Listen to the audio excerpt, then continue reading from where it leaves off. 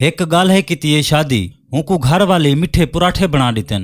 जै वेले गल है पराठे खा गिधन हाथ अपने चोले नाल साफ करते खटड़े ते सोम पे लहजे बाद आवन डे मक्खें को मक्खें दी वजह तू गाले दी नींद उखड़ पई है। मक्खें को हाथ जो मारियस 3 मक्खियां मर पेन। घर वाली को सदियस एडे आ घर वाली आ गई है। घर वाली को आखिस एडे के एक वार दे विच 3 दुश्मन मारियम। घर वाली आखे हाँ तेरी बहादुरी दे किस्से मैं पहले भी सुनियम। गल है आखे घर वाली को अज कनु बाद तैं में को 30 मार खां आखने क्योंकि मैं 3 दुश्मन मार चुक्या। घर वाली आखे हाँ हाँ ठीक है हुण 30 मार खां आदा पे। घर वाली को इथों सारा समान बध उठी ते जुलदू बेशहरे जुल बांधू।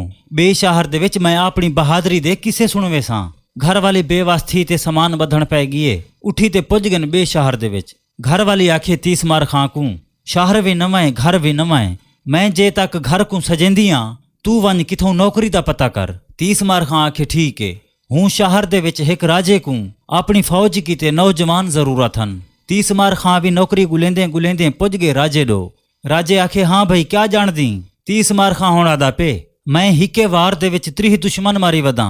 मैं बहादुर ते दिलेर इंसान हाँ। राजा खुश थी गया जो मेरी फौज दे विच बहादुर आ गए। राजे दे नाल एक नौकर खड़ा हा हूँ गाल कीती है। राजा साहब बहादुर इंसान आ गए जेरी साडे नाल पहाड़ी है हुंदे विच 7 बदमाश रहंदन ओ हर मुसाफिर को लुटेंदन। ही 30 मार खां बहादुर को भेजो ए हुने बदमाशें दा मुकाबला वन करे। राजा नौकर दी गाल सुनते खुश थी गए। 30 मार खां को आखिस वन पहाड़ी विच 7 बदमाश हैं हुने नाल मुकाबला कर हुने दो जंग जीत ते वापस वली अपनी बहादुरी दी मिसाल कायम कर। 30 मार खां राजे दी गाल सुनते पहले घर पै गए। घर वाली दे नाल बहते रोवण पै गए। घर वाली पूछे खैर है 30 मार खां क्यों रोंदा बैठी। 30 मार खां आखे हुण तां मैं बचदा ही नहीं। घर वाली आखे ओ किवें आखिस राजा मेरे को पठेंदा पे बदमाशें दो बदमाश तां मेरे को मार खते सन कहना बचे सन। घर वाली आखे 30 मार खां परेशान न थी मैं ते को एक बना देंदियां गंढड़ी हुंदे विच पैसे भी होसन सोना भी होसी ते 7 पराठे भी बना दे सां जहर वाले पराठे भी गंढड़ी दे विच बधेंदू। तू ए गंढड़ी चाह ते टुर पो पहाड़ी विच जै वेले देखें बदमाश अंधे पिन ए गंढड़ी हुने दे सामने रखते भज वञी भला लोक ते देखी।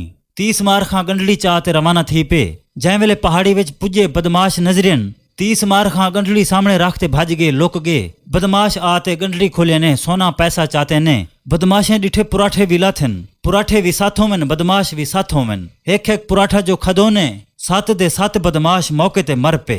30 मार खां परों लुक्या प्याहा निकले अपना सामान भी चातुस बदमाशें दे औजार भी चा गिधुन सी। 30 मार खां पुज गए राजे दो। 30 मार खां आखे 7 बदमाश पहाड़ी आले मुक चुकेन। राजा गाल सुनते खुश थी गए। ब्याह एक नौकर आ गए राजे को आखिस राजा साहब नाल आली वस्ती विच एक शेर वधे लोकें दा माल भी खंदे बंदे भी खंदे। 30 मार खां को पठो हा शेर को पकड़े हा या मारे हा। राजे आखे नौकर को तेरी गाल सही है। 30 मार खां को वला राजे आखे तू वंज फिलानी वस्ती विच उथा कर एक शेर है हूँ को मार ते भावें जींदा पकड़। 30 मार खां हुण राजे दी गाल सुनते मायूस थी गए। राजे को आखिस ठीक है मैं वेंदा प्या। 30 मार खां हुण रोंदा होया घर आ गए। घर वाली पूछे क्यों रोंदा वधी। 30 मार खां आखे हुण तां मैं बचदा ही नहीं। घर वाले आखे ओ किवें आखिस राजे मेरे को आखे वन शेर को मार हुण तू आप अंदाजा ला शेर किथा मरदे मैंडो। घर वाली आखे 30 मार खां परेशान न थी मैं तेरे कट्ठे जुलदियां।